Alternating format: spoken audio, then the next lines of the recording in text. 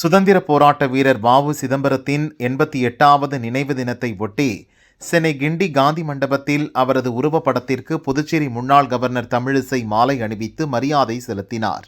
அவர் பெயரில் உள்ள தூத்துக்குடி துறைமுகத்திற்கு சமீபத்தில் 178 கோடி ரூபாயில் மேம்பாட்டு திட்டங்களை மரியாதைக்குரிய பாரத பிரதமர் அறிவித்திருக்கிறார்.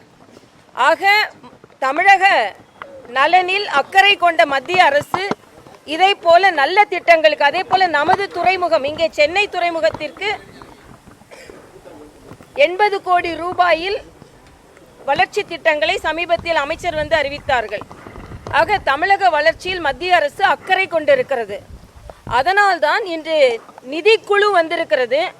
நிதிக்குழுவில் தனது கோரிக்கைகளை மரியாதைக்குரிய முதலமைச்சர் வைத்திருக்கிறார். இந்த மாநிலத்தை சார்ந்தவர் என்ற முறையில் அதிகமான நிதி பகிர்வு நமக்கு கிடைக்க வேண்டும் என்பதில் நமக்கு எந்த மாற்று கருத்தும் இல்லை. ஆனால் இதைத்தான் மரியாதைக்குரிய முதலமைச்சர் அவர்கள் சில மாதங்களுக்கு முன்னால் நிதி ஆயோக் கூட்டத்தில் கலந்து கொண்டு தங்களது கோரிக்கையை வலிமையாக வைத்திருக்க வேண்டும். அரசியலாக்காமல் தமிழக மக்களுக்கான அவசியத்தை சென்று பகிர்ந்திருக்க வேண்டும். இன்னைக்கு நிதிக்குழு இங்கே வந்திருப்பது மகிழ்ச்சி.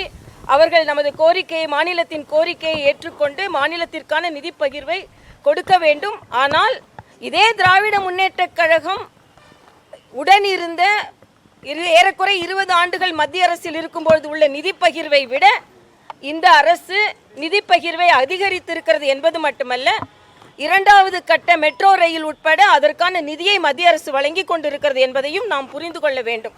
அதனால் நிதி ஆயோக் போன்ற மத்திய அரசின் கூட்டங்களுக்கு புறக்கணிக்காமல் தமிழக அரசு செல்ல வேண்டும் என்ற கோரிக்கையும் நாம் இங்கே வைக்கிறோம். முதல்வர் திருமாவளவனோட மனதை புரிந்து கொண்டு அதை சரி செய்கிறேன் என்று சொல்கிறாரே தவிர தமிழக மக்களின் மனதை புரிந்து கொண்டு சரி செய்கிறாரா என்று தெரியவில்லை.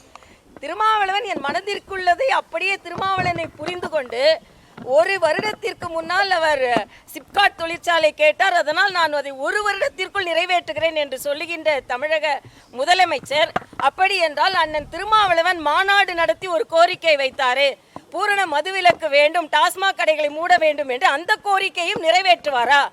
ஆக அண்ணன் திருமாவளவன் மனதிற்கு மிகவும் நெருக்கமானவராக இருந்தால் அவர் சொன்ன இந்த கோரிக்கை எத்தனை நாட்களுக்குள் நிறைவேற்றப் போகிறீர்கள் என்ற ஒரு கேள்வியை திருமாவளவன் அண்ணன் கேட்க மாட்டார்.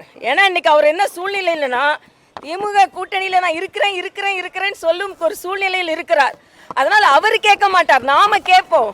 இன்னைக்கு அவர் மனதிற்கு நெருக்கமானவர், அவர் வைக்கிற கோரிக்கையெல்லாம் நான் நிறைவேற்றுகிறேன் என்று சொல்லும் அண்ணன் ஸ்டாலின் அவர்கள் திருமாவளவன் அவர்களின் மதுவிலக்கு கோரிக்கையை என்று நிறைவேற்றப் போகிறார் என்று சொன்னால் நலமாக இருக்கும். அரசாங்க மருத்துவமனையில் பணிபுரியும் மருத்துவர்கள் தனியார் மருத்துவ தொழில் புரிவதை தடை செய்ய வேண்டும் என்ற அழுத்தமான கருத்துடையவள் நான். ஏன்னா நான் தனியார் மருத்துவக் கல்லூரியிலும் பணியாற்றி இருக்கிறேன், அரசாங்க மருத்துவக் கல்லூரியிலும் படித்திருக்கிறேன். நான் புதுச்சேரியிலேயே இப்படிப்பட்ட ஒரு ரெக்கமெண்டேஷனை கொடுத்தேன்.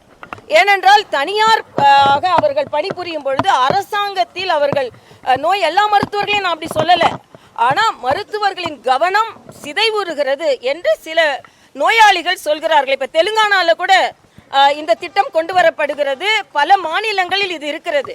அரசாங்க மருத்துவமனைகளில் பணிபுரியும் மருத்துவர்கள் தனியாக தொழில் செய்வது தடுக்க வேண்டும். அப்படி 2 தொழில் செய்யணும், அவங்க எதுவும் செலக்ட் பண்ணிக்கிட்டோம். ஆனால் அரசாங்க மருத்துவமனைகளில் பணிபுரியும் மருத்துவர்கள் அரசாங்கத்தில் மட்டும்தான் பணிபுரிய வேண்டும் என்ற ஒரு திட்டம் வந்தால் இன்னும் அவர்கள் கவனம் முழுமையாக இருக்கும் என்பது எனது கருத்து.